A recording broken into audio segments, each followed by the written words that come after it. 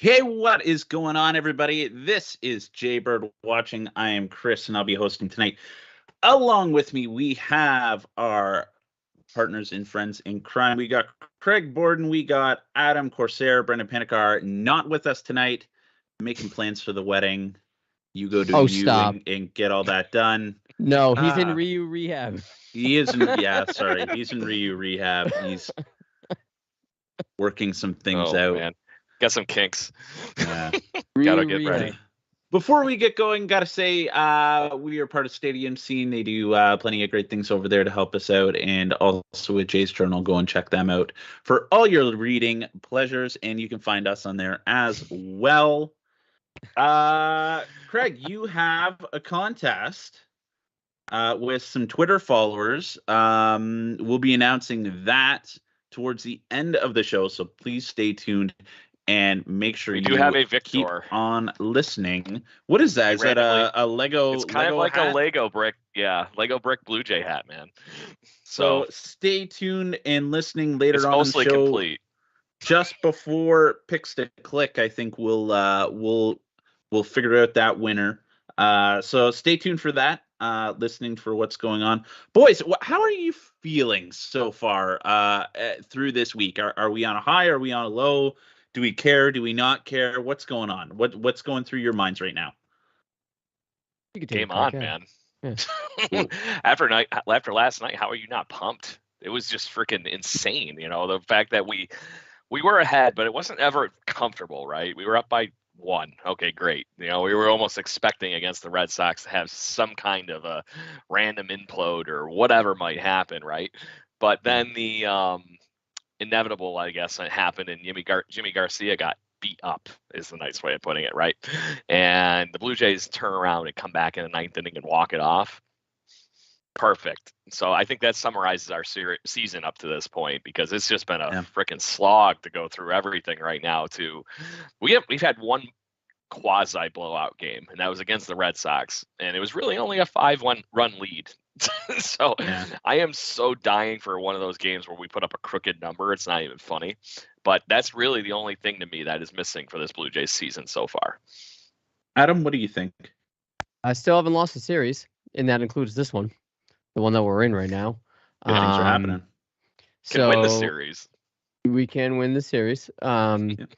It's look. I think right now we have the second best record, if I'm not mistaken. Did the Mets win today? No, they almost got into a giant fight. I saw the brawl. Yeah, they were winning at the time of the brawl.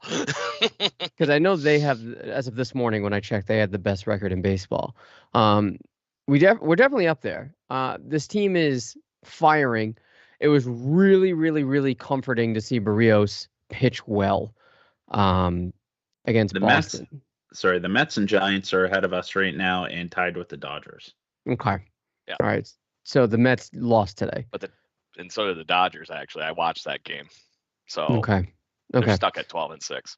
That makes sense. All right. So like us being 12-6, right now we're ahead of the Yankees by a half a game. We're ahead of Tampa Bay by 2.5. I know it's way too early for standings and whatnot, but no one really should be paying much attention to that until late April, but I'm a psychopath.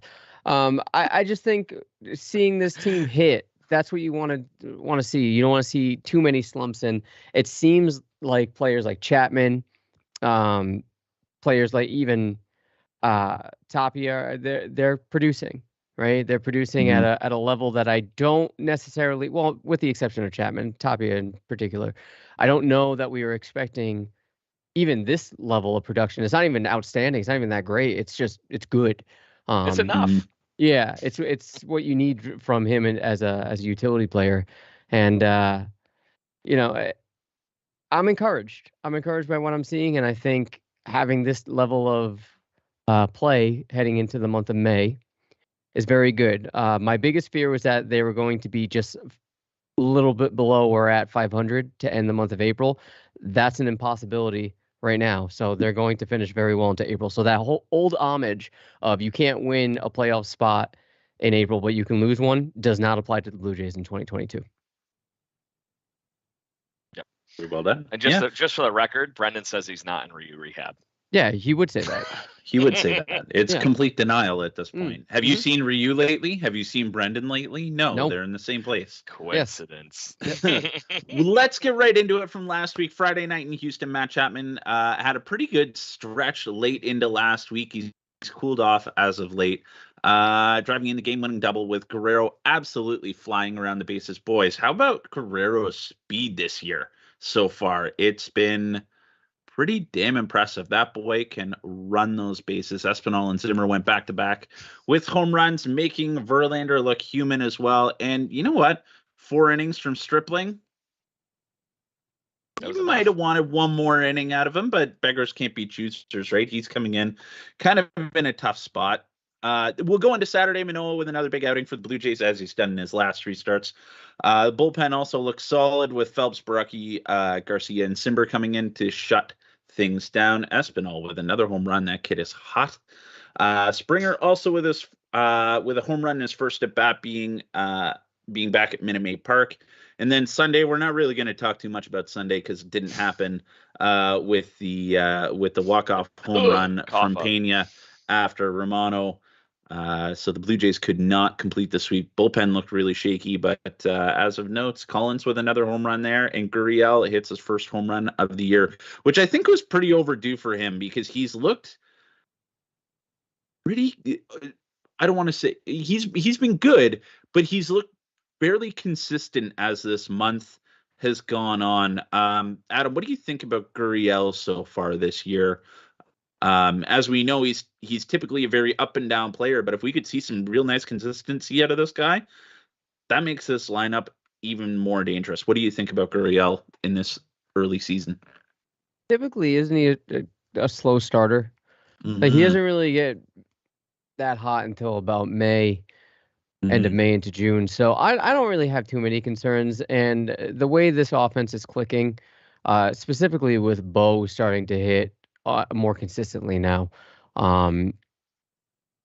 it will mitigate those sort of, I don't want to say holes, but those sort of lulls or those slow starts when it comes to Gurriel. So I'm not concerned. I think he'll be just fine. I think give him some time, especially he's getting every day regular at-bats anyway. So I have zero concerns when it comes to him. I'm not looking for him to hit for power.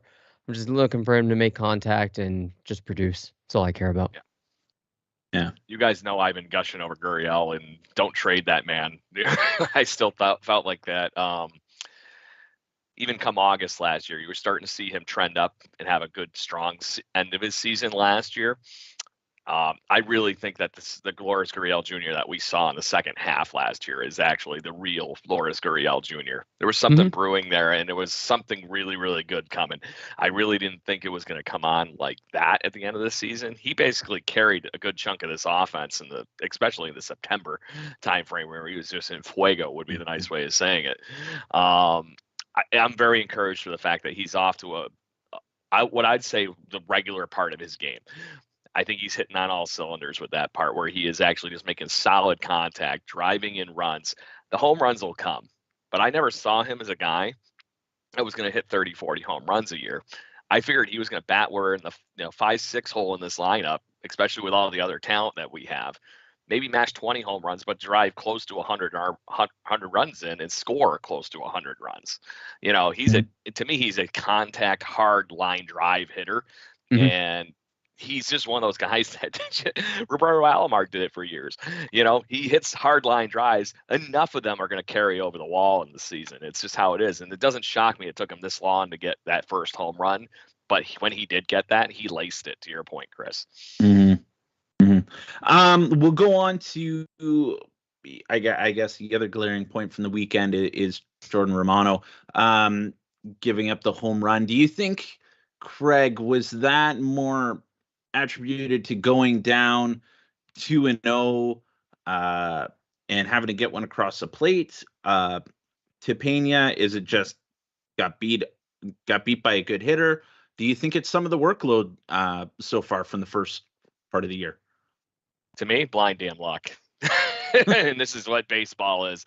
And this is no knock on Pena. I think he's going to be one of the better players in that lineup there in Houston in the very near future.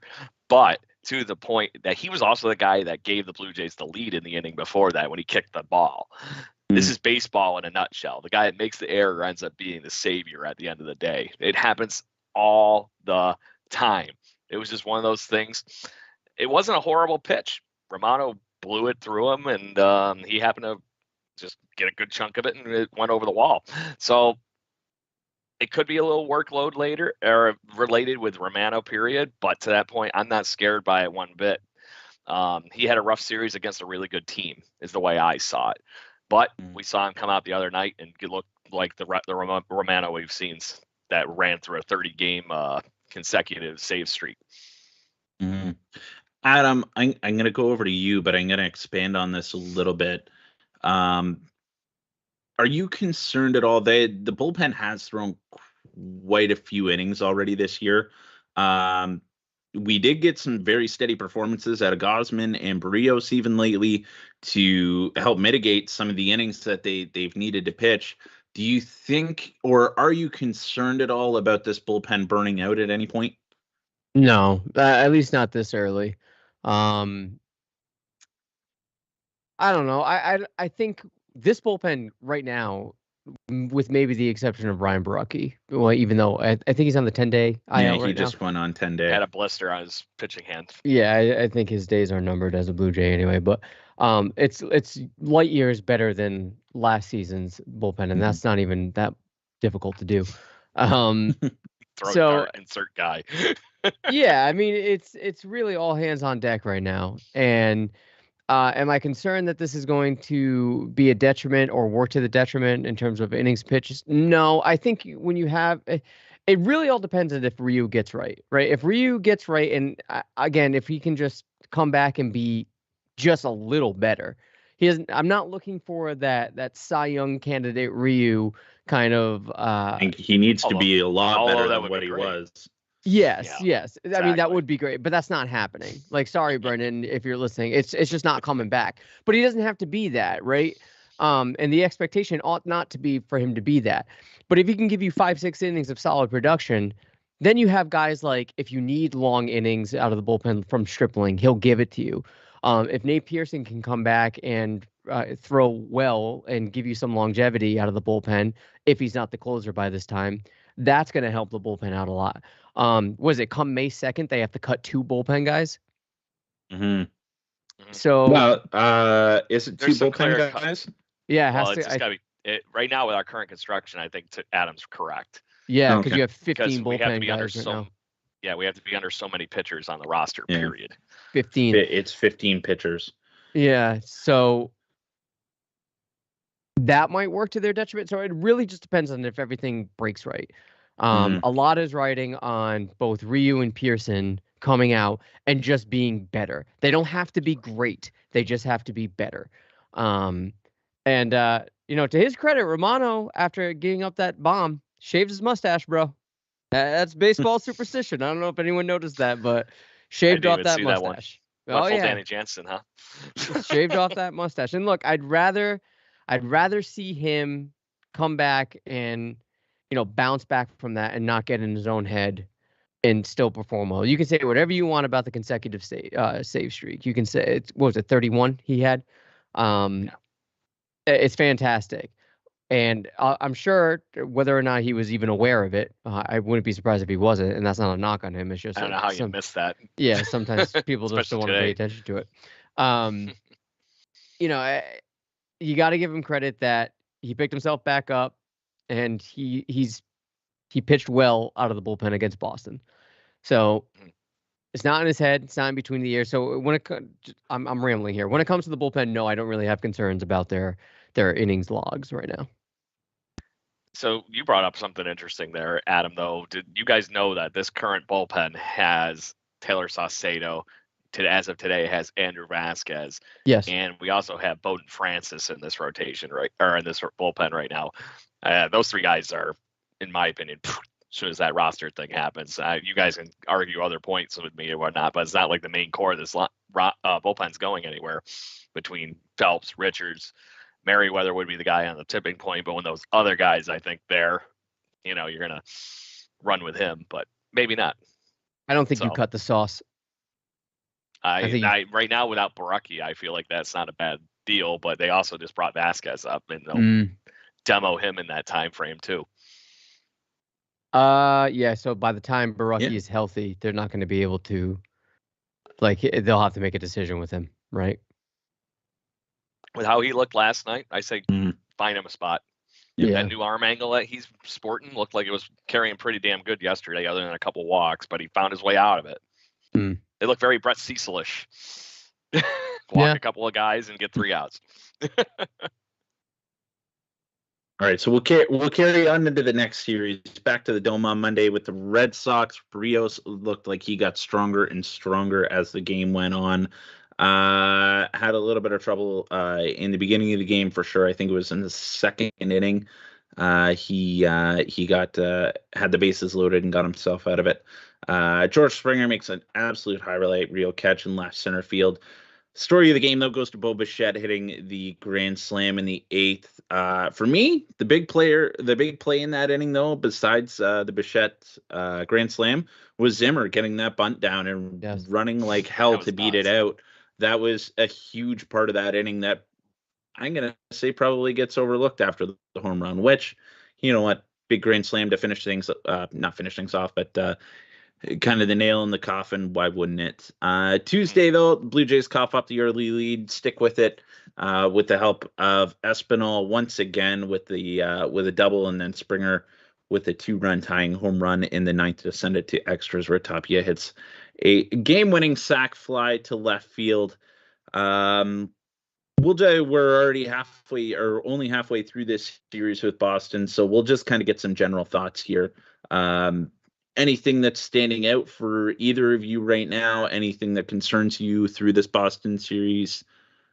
Anything beautiful? I wish I had. I thought it was pretty. Yeah, the swag's back. Yeah, the rest is gonna come quick, I think. So, you were talking about the Tapia walk-off a moment ago, Chris, and you were giving props to Bradley Zimmer for getting that bunt down. How about Alejandro Kirk pitching out a freaking 12-pitch at bat to draw a walk right before all that in the 9th inning, or the 10th inning, for to even give Tapia a shot. So same kind of thing. This team is just finding ways to grind things out, and that's the freaking new team motto at this point. Bring back the blue grit, man. I can only make so many more dad jokes for the next level things for our Twitter account. Just saying. Anything standing out for you right now, Adam? Yeah, I have to I have to nut up and say that I was wrong about Cavan. I gave myself a month. No, I gave myself a month of the season, and it's sad when Cato and Espinal's out playing him. Like, there's just no room for him. Where's he gonna go? At this point, you gotta hope he goes to the minors and just scorches Buffalo. He's got to, dude. That's the only way to get back in this lineup and overshadow even Cato at this point. Who, not for nothing, he played a hell of a first base last night. Yeah, and if he being Cavan isn't playing right field, where is he playing? First base is mostly occupied, of course, by Vladdy. But if Cato is gonna be able to handle it on Vladdy's off days or whatnot, I just don't see a place for him right now. He's got COVID right now, Cavan, right? Yes, sir. There was an article written on Jays Nation saying that the best thing for him is probably to be sent down, and they've made comparisons to how Teoscar handled it, and even Lourdes handled it when it happened. I'm not expecting that sort of, dichotomy in performance. But I do think, given the confidence level of Cavan is at an all-time low right now, and even he may be thinking if there's a place for him on this roster. I think that's probably what's best for him. Got a problem. Yeah, it's what's best for him. He's gotta. So what stood out for me the most is how players like Santiago Espinal it's not just a blip. He's producing for this team, and he's earned the right, in my opinion, to be the everyday second baseman. I don't even think it's a question anymore. So when you have a lineup that is exceeding expectations, despite not having rather, a Teoscar Hernandez on the team, or even a Danny Jansen not being on the team, or should I say a Collins on the team, and they're still performing this well, they can beat anybody. Playoff hitter, man. They can beat anybody. And that it wasn't. I mean, you saw, maybe you would regard the Houston series as more impressive than this one right now. I certainly would. And I think we all sort of had the same sort of vibe that if you were going to pick a series in the month of April that they were going to lose, you probably point to that Houston series, especially being in Houston with Verlander starting game 1. And they were on a little bit of a roll before they ran into us too. Yes. Then it's the fact that they could, they only lost by a pitch, basically, or else it would have been a clean sweep. And they still have an opportunity to win this series against Boston. At the very least, split it. So they can beat anybody. This team has shown me, specifically with this past 2 series, is that they don't quit. There is absolutely no quit in this team, and they legitimately believe that they can win any series. They can beat any team. And I don't know, maybe 2015 was the last time that not only did the players believe it, but like the fans saw it and gravitated towards it and shared it collectively. But that wasn't even for a whole season. Not even. That was like, right. As soon as the trade deadline happened, we are never losing again. Yes. So, you're right. So that's the vibe I'm getting from this team. And to have it happen this early is awesome. I think, remember the last time the team was even this good in April. They won 8 of their last 10 ball games. They had one really hot April, but then it fizzled out. The problem is, Chris, the wheels are really turning for you right now to even think of that shit. Yeah. There was one April where they were really good, but then the hamster fell off the wheel, if I recall. Yeah. I think a large part of it,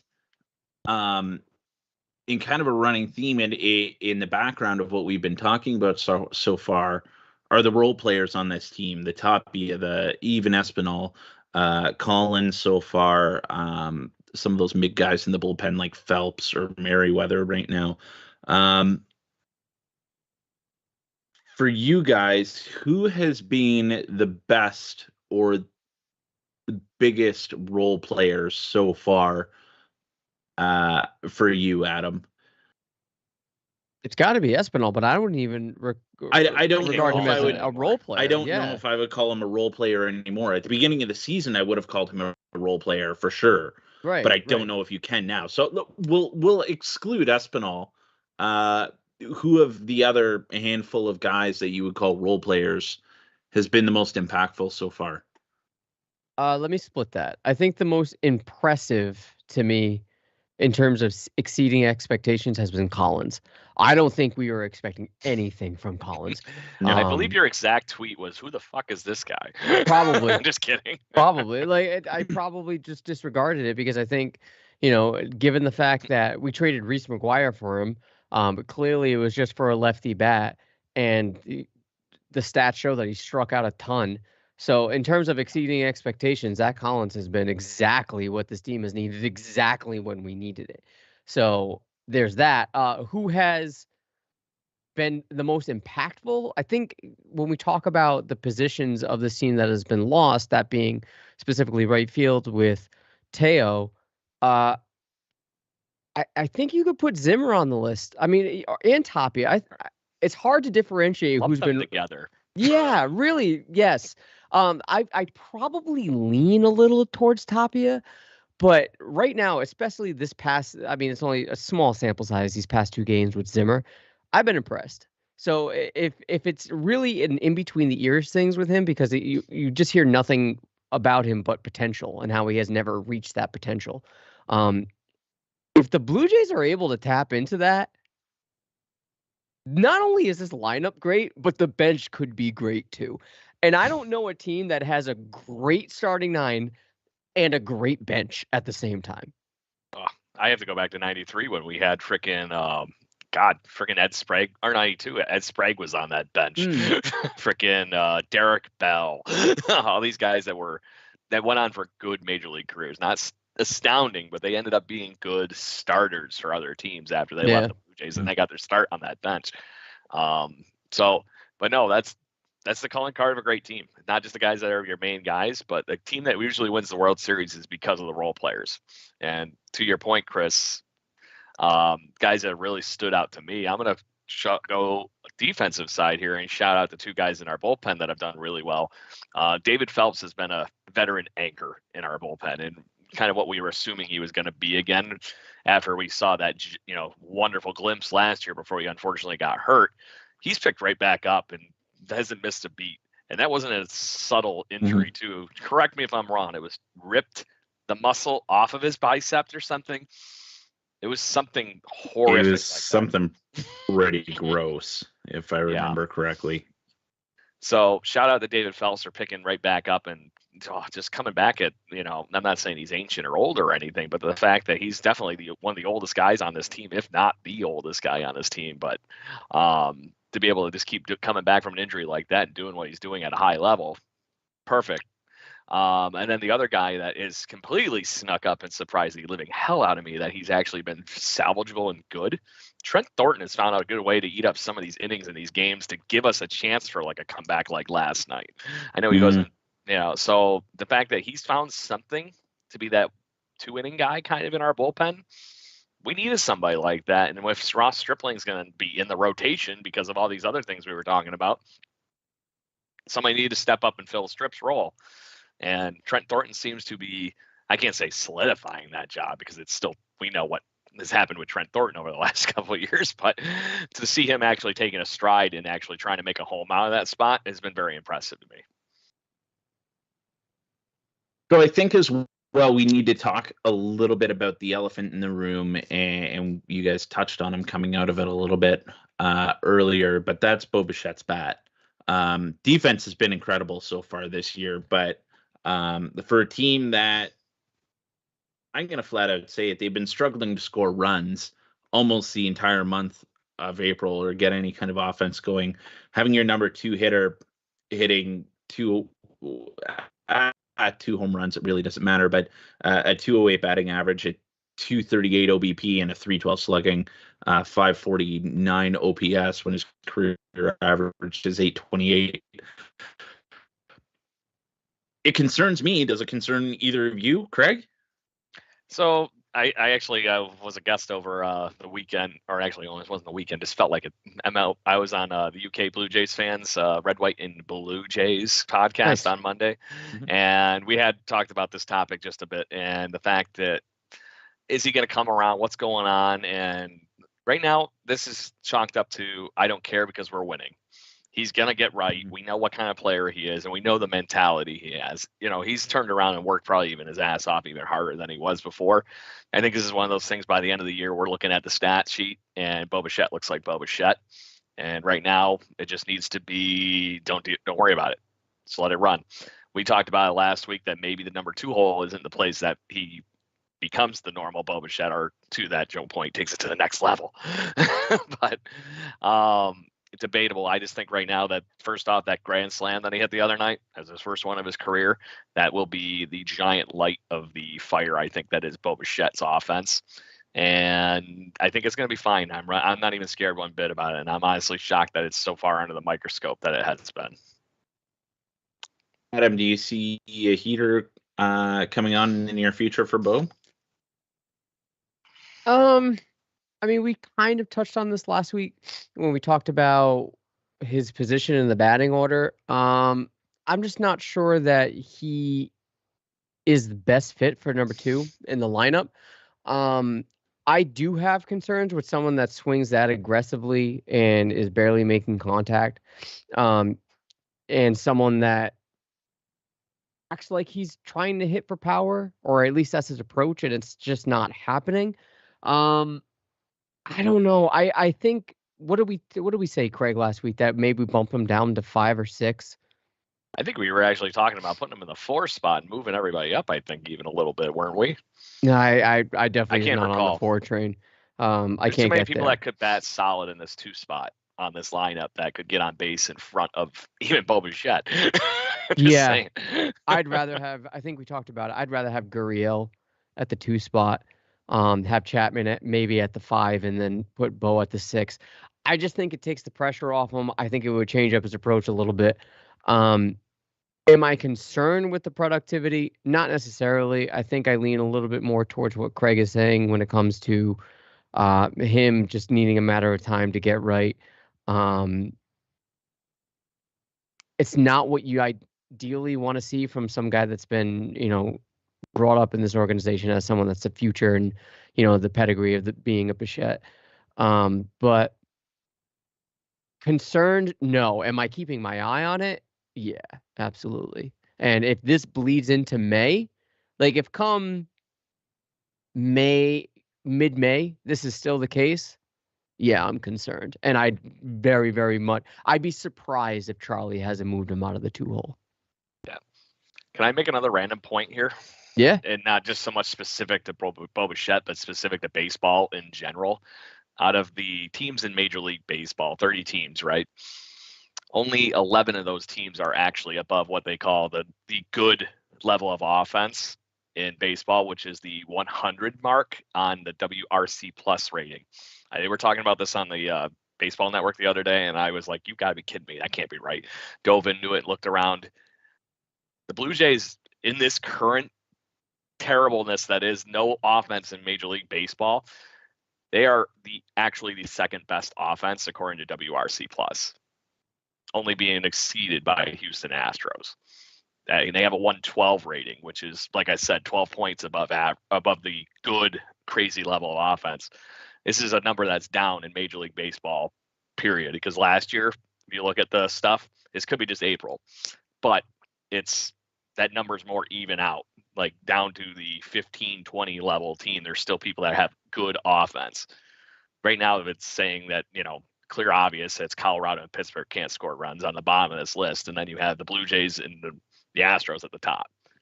So it's not just so much that Bo Bichette ain't hitting. Nobody in damn Major League Baseball is hitting unless you're somebody named Vlad or something like that. So I think it's getting mixed up into that same conversation that pitchers have a serious advantage these days over hitters.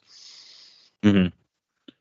Can you guys take a stab at, if you're looking at something or not, right now, who is leading the Blue Jays, the top 3 players in WAR for the Blue Jays right now? I'll see if I can pull it up. No, I don't want to pull it up. Vladdy has to be up there. Vladdy has to be up there. Vladdy's number 1. Okay, Springer? Nope. Wow, okay. Really? Manoah? Manoah's number 3. Okay. Oh, this pulled last year's numbers. What kind of crap is that? Espinal? No, don't pull it up. Espinal. That's where I was going with. He's number 2, yeah. Espinal is number 2 right now. For what kind of seemed, how do I want to word this? Obviously none of us, I don't think, saw him being on such a tear as he is right now. But the fact that his defense is extremely good. He's becoming extremely consistent at the plate as well. But at the same time as being consistent, he's coming up in huge moments for this team. Huge moments, and being the shining star that we necessarily didn't expect him to be. We're seeing things out of Espinal that we probably thought we would be seeing out of Bo, or maybe Chapman. How much of an impact has Espinal been thus far in April, and do you think he can carry this on, Craig?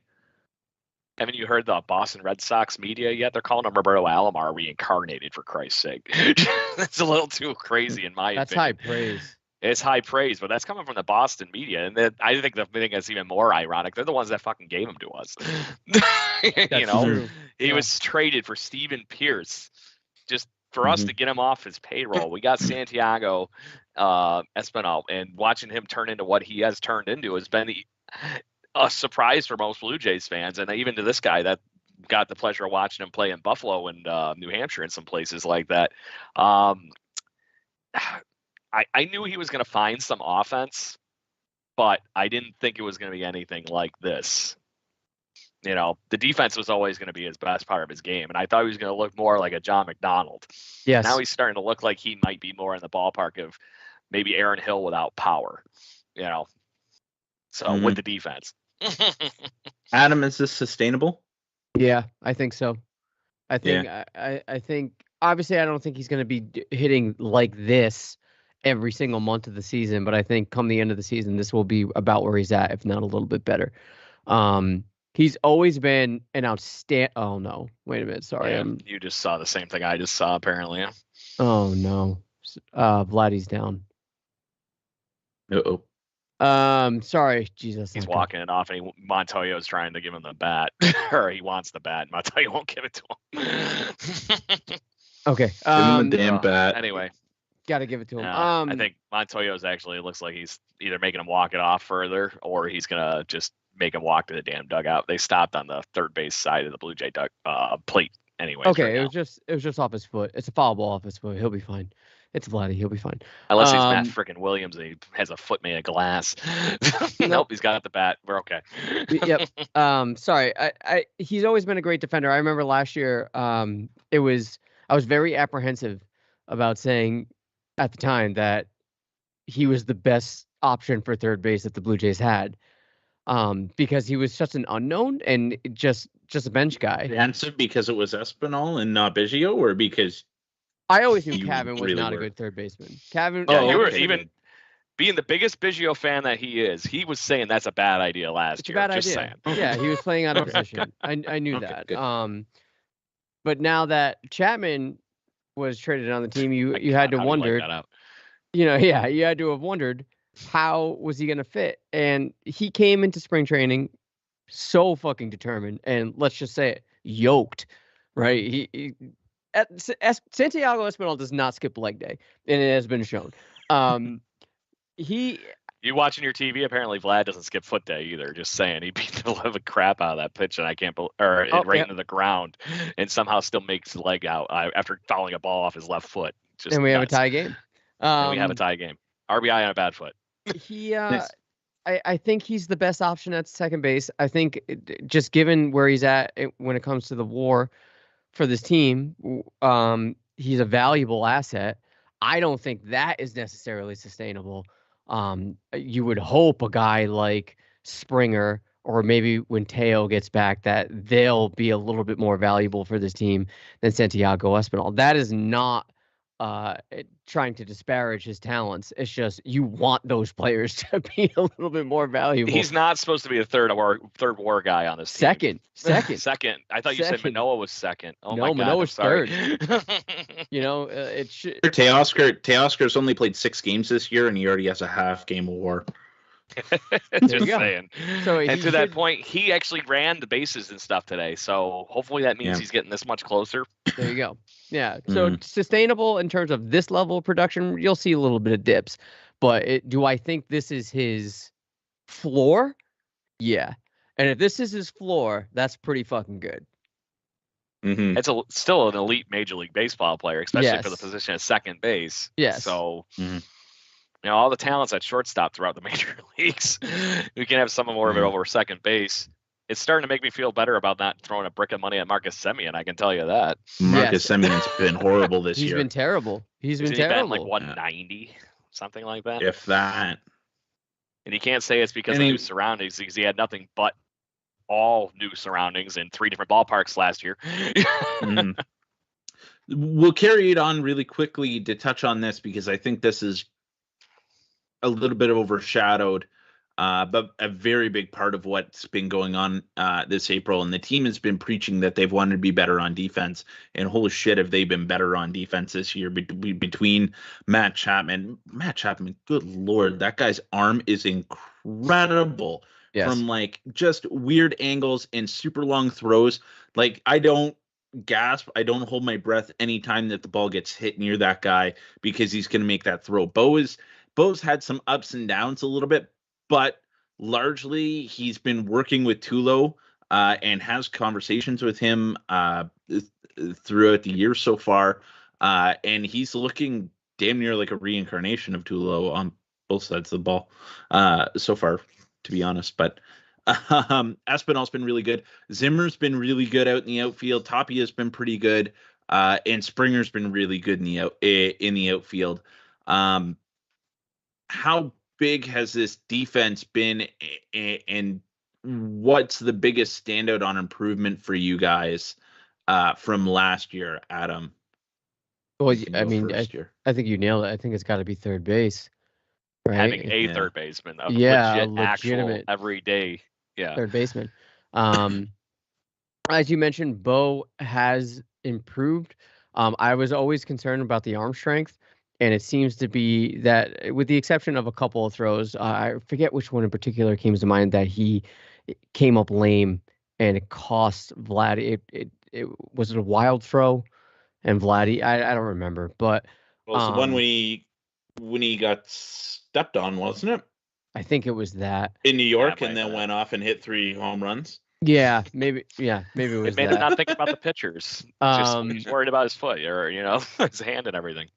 There's a couple times where he came up lame with the throw, but otherwise, for the most part, he's got some zip on the ball. And again, you put Santiago Espinal at second base. Mm-hmm. That's a solid just infield. Around him this year is that much better. So you can't worry about Bo ever having a few bad days while he's getting used to those 2 guys around him. No, not at all. There's no way in hell. So I'm done on that. That's all I can say. And with the outfield, I mean, like, we've talked about how Teo isn't the best right fielder. You could argue that the replacements that they have in the outfield are a little bit better defensively than Teo. You could make that argument, obviously not at the plate, but you could make that argument. And Gurriel is just like a unicorn when it comes to his defense. It's unnaturally good. No, it's just unnaturally good. Like, he somehow square peg round holes it, and he makes it fit. So the biggest upgrade obviously would have to be Chapman and Espinal. And I think when you have legitimate fielders playing their positions, you're bound to be better. Yeah. Mm-hmm. Just to add to the third baseman thing that you were chiming in on, with Matt Chapman over there, would it shock you if that man could actually do a one-hand stand and still be able to gun somebody out with that freaking rifle he's got attached to his right arm?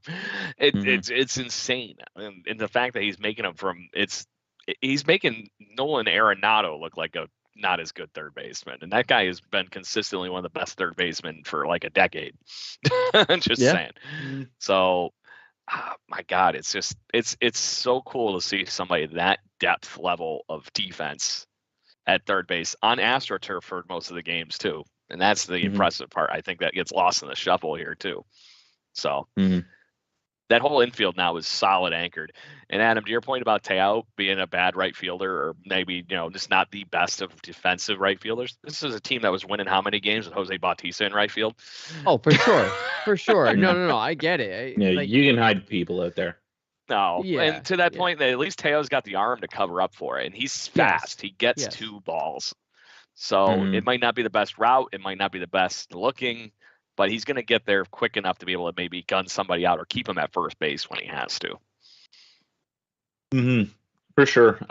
Before we get to the fun stuff, Craig, give me the minor league report. Who's looking hot? Who's not? What should we be excited about? Well, you're the minor league expert. You give me the. I also don't have a life anymore between work and whatnot. So just say Gabriel Moreno and it works. And to that point, I should just say Gabriel Moreno and everybody would be happy. It just works. To that point, we're actually seeing one of those guys that got called up today, and why am I slipping his name? I said 3 times this show already. That's good. Yes. He's going to be a very intriguing arm for Blue Jays fans. And if he can actually stick in the bullpen, that's another insanely talented lefty that we have in our bullpen. And it'll be very good stuff for Charlie Montoyo to be able to truck him out there and do what he's been doing. I'm slipping the other guy's name, and my stat sheet's not loading up quick enough. To that point, I know this will be a weird one for Blue Jays fans, but we saw a little bit of him in the spring training. But Nathan Lukes has been hitting the ball pretty damn well. In Buffalo, we've been 328. Another Blue Jays shout out from the past, 10 RBIs for Logan Warmoth already. Nice. So there's something cooking down there. And let me get to the pitching because there was somebody else I wanted to talk about. Oh, let me interrupt you real quick. I think Groshans just got called to Buffalo too. He did. Yes. And so did somebody else. And unfortunately, because of the fun with the minor league stat keeping, apparently they don't want to give me everybody. But KZ Lawrence was the other guy I wanted to talk about. He's been in the Blue Jays system for what seems like forever. He's putting a hell of good start to his minor league season with 22 innings and a 2.82 ERA. So that's only 7 earned runs over those innings. And for minor leagues, that's pretty damn good. That translates to, if you were talking major league equivalent, right around 4 ballpark for the quote unquote better hitters. So that's a bullpen arm. So worst case scenario, there's some more parts down there in the Blue Jays system that actually would be possible plugins if we needed something else going on. So that is just calls out more good things to this major league team that we have. It's as good as it can be right now, and it can get better when we get a few key guys back in Jansen and Teoscar. But this team has got more depth than people realize, I think. And going down into Buffalo is only one big thing. And then the fact that obviously your favorite man crush down in New Hampshire is still kicking the crap out of the ball from your spring training. Come on, Chris. Gosh, he's still hitting the ball really good. Yeah. How I haven't been paying attention at all. How are New Hampshire and Buffalo doing this year so far? I have to pull it up. I don't have it right in front of me. I'm trying to get there. That's fine. Website only goes so fast when I'm recording. So I knew they were above 500, and the Bisons are actually leading the International League East, which isn't a surprise with it. I was just telling you. I knew they were above 500, but I didn't realize they were actually 4 games above 500 at 12-8. Nice. So seeing them, they're looking really good. I'm seeing them on Sunday. Nice. That's right. They're going to be up in your area, right? They'll be in Worcester, kid. There you go. Go see some Worcester. They'll be over in there, fucking Worcester, kid. So you'll be doing the minor league report next week then. Got it. Sure. I'll be seeing Groshans. I'll be seeing Moreno. I'll be better prepared for next week. Which is weird because I'm seeing them May 1st, so I'm going to be seeing them the day before the roster trimming. So. Oh, there you go. Yeah. Fun. So. All right, Craig, you want to reveal the winner of your contest? Sure. Why don't we go there? And I'm hoping that we're all listening. So just for everybody's awareness, we did the retweet and follow fun. If you have not been listening, I'm going to try to do something every week, even if it's something little. Maybe it's not going to be something as expensive as this little guy. That is actually a kind of false Lego brick Blue Jays hat. They were selling, I think, these bricks things in the Jays shop at one point. So we got to do a retweet and follow contest for this.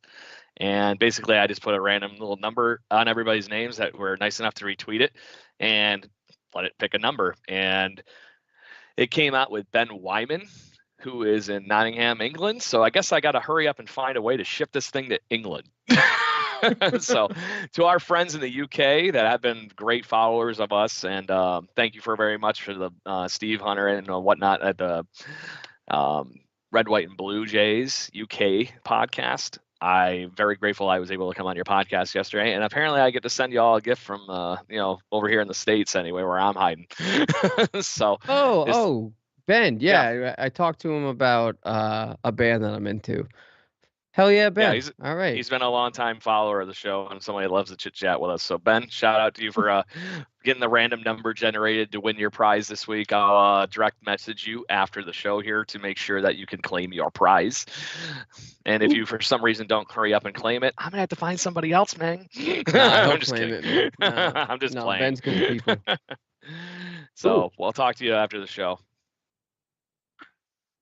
All right, so we'll go into picks to click and finish us off for tonight. So, Craig, what do we got on that? So, picks to click. We what did we agree that we were giving him last week? Adam, I forgot to write it in. Oh, that's right. So we have designated people. So mine is, I guess, always Kevin, who has COVID. It's your man crush Monday. No, I know you did. I'm sorry. I sent you a private message. I said Manoah, and if nobody picks Manoah, Gurriel. I picked Manoah. Okay, somebody. So you got Lourdes then. Okay. What did we? Because we gave Ryu to Brendan. I was King Kirk. You got Kirk. Who did we give to Chris? It was Oh, it was his new Cy Young pick. But Manoah was his Cy Young pick, wasn't Manoah. it? Yeah. No. So was it? No, because then we said that's Manoah's not fair. already picked in this. We said that's not fair. He's too good. He's too good. He's too good. You get Ghost K Katoa. No, I'm just kidding. I forget who we picked for you, but because we all picked shitty people. Not people, shitty players. Speaking of shitty people, a shitty person that said that. Yeah, I'm sorry. You guys are wonderful gentlemen. We didn't pick the A team. Yeah. Let's just say. Yeah. Okay. How about he gets Kikuchi or a default pick? Maybe it was. I think it actually was. I think that might have been what it was. I feel like I should have wrote that on the sheet. I think we did. Oh boy. Oh God. See what you got. See what happens when you don't show up. You get stuck with Katoa or somebody on your bench. All right. So anyways, to that point, I had George Springer. Chris, we had you as Lourdes, who had a pretty solid week. Then we had Adam with Alec Manoah, and Brendan had Chapman. And guys, ooh, that's tough. Three of those names I'm pretty tossed up on, and I don't. Everybody had a key hit out of those two with Springer and Lourdes, and then Manoah had. He was Manoah, just saying. Yeah. So. The reason why I went Manoah, and I'm gonna disqualify myself from this, is because it was under the assumption that we were also going to record tomorrow, so we would have had 2 starts under his belt. So seeing as though that he only had, pretty good. Yeah, but I'm still I don't think it's as impactful as personally. I don't think it was as impactful as Springer. Mm-hmm. So technically, seeing we were planning on recording tomorrow, we should probably maybe hold off the winner. But right now, all right, you're in need, I think, of a Manoah acing. Yeah, I mean, he'll do it. I honestly want to say that as much as my pick for Springer, he had a couple of giant hits for this team. That was about those 2 giant hits were about it. And the catch. The highlight reel catch. The highlight reel catch. The most consistent guy out of all those, I would say, for a week, I picked him last week, was Lourdes Gurriel Jr. He just found a way to get on base and have hits for this team all week. So I guess we'll see how Manoah does, and we'll put it up to a fan vote maybe. Okay, that works. Yeah, we can do that. So to that point, Ryu for Brendan. Just kidding. No, well, I mean, no, we can't. So I guess the next thing is, if tomorrow counts, going for the rest of the week, we have Houston and then the Yankees. Can't remember. Blanking. I'll tell you right now. I know we have Houston. Yeah. I just forget who we have after going into May. Yeah, it is the Yankees. It's they're coming to Toronto, but they're all fully vaxxed, so they'll all be playing. Oh no, they'll be there. I don't care. Mm-hmm. I don't care. Did you see that Giancarlo Stanton hit his 350 home run today? 50th. Yep. Yeah. Yep. And he's the 7th quickest player to do that in history. Who cares? With all the injuries and crap that he's done, I'm surprised he's even in that conversation of 7th quickest. Yeah. So it's shocking to me. But that, to your point, Chris, I don't care. Just Major League Baseball news. And Miggy's a beast, just saying. So Chris, you're the host and you missed last week. What are you thinking for the record of that week, over the next week? So we have 3 against Houston and 3 against 3 and 3, I think. New York. 3 and 3. 3 and 3. Yes, sir. I'll go 4 and 2 then. Okay. Lose one that series. In direction. Yeah, just win series. Yep. 2 and 1, 2 and 1. Good deal. Adam? I'm gonna say the same. 2 and 1, 2 and 1. I'm worried that the Houston Astros are going to turn around and just truck us for this series and do the flip. So I'm worried that we're going to go 3 and 3 over the next week. Lose our first series to the Astros, then do better against the Yankees. And that's mostly just because I have to pick something else, and I can't pick a sweep in either of those. Yeah. It's also going to be interesting to see if any of the Astros players aren't vaccinated. Right, we already have confirmation about the Yankees, so I don't know about Houston. Did you guys notice that whole conversation was just eerily quiet? Red Sox, we knew everything, and it was all fucking monster blow up because of Cora and then him getting COVID and da. Yeah. Yankees, don't worry about it. We're all vaxxed. All of a sudden, magically. No, I think they saw it coming, right? I think they see. And they planned accordingly. Yes. Yeah. But then the Houston thing. Well, and somebody made the comment. Somebody made the comment as well, like for Judge to miss 10+ games in Toronto this year in a walk year, like that could be huge money he's missing out on. So there's that, and then the fact that it also, just being bluntly honest, I don't see this changing for next season even at this rate either. No. So his first year of wherever he plays next year might be also down 10 games. Mm-hmm. Although with the new schedule, if they push that through like they're planning on, nice Katoa guy's first hit.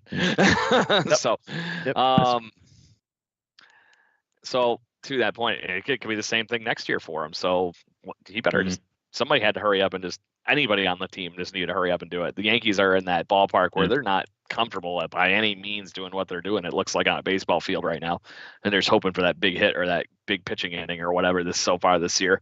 Mm-hmm. They had to. They couldn't afford to lose any of those games. Yep. That's probably what it came down to. So anyway, whoever wants to go first for the picks the click, seeing we haven't announced a wiener yet. I'll go. Adam. Yeah. I'll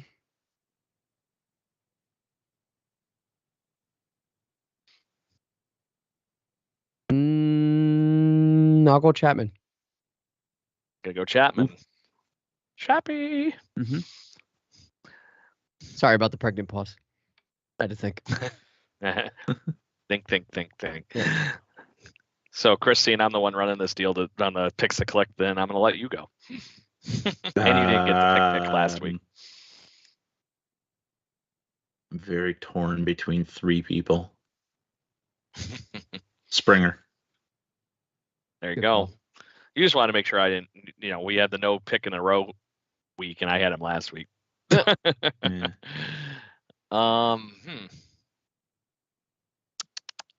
You know what? I'm gonna ride Espinal. I almost wanted to go with Garcia.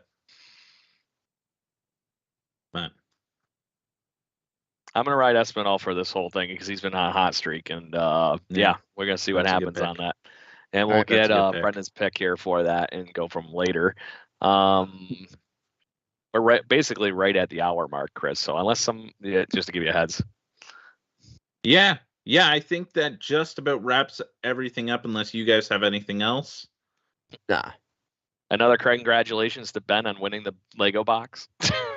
Very much so. Congratulations. Golf clap. Yes. Shout out to Ben. Listen to more monuments. Go Raptors.